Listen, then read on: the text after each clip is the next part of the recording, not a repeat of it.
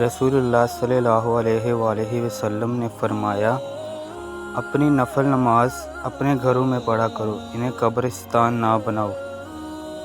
حضرت محمد صلی اللہ علیہ وآلہ وسلم نے فرمایا، چغل خور جنت میں نہیں جائے گا۔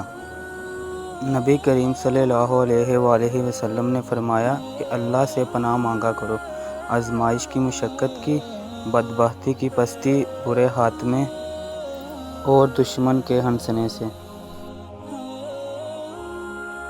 فرمان مصطفیٰ صلی اللہ علیہ وآلہ وسلم ہے کہ مجھ پر درود پاک پڑھنا بروز قیامت پل سعید کی تاریکی میں نور ہوگا۔ رسول اللہ صلی اللہ علیہ وآلہ وسلم نے فرمایا، جو شخص مجھے زبان اور شرمگاہ کی حفاظت کی ضمانت دے دے تو میں اسے جنت کی ضمانت دیتا ہوں۔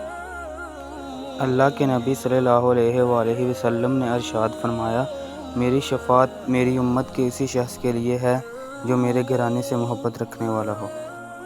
رسول اللہ صلی اللہ علیہ وآلہ وسلم نے فرمایا، میں اللہ سے امید رکھتا ہوں کہ عاشوراء کے دن کا روزہ 1 سال پہلے کے گناہ مٹا دے گا۔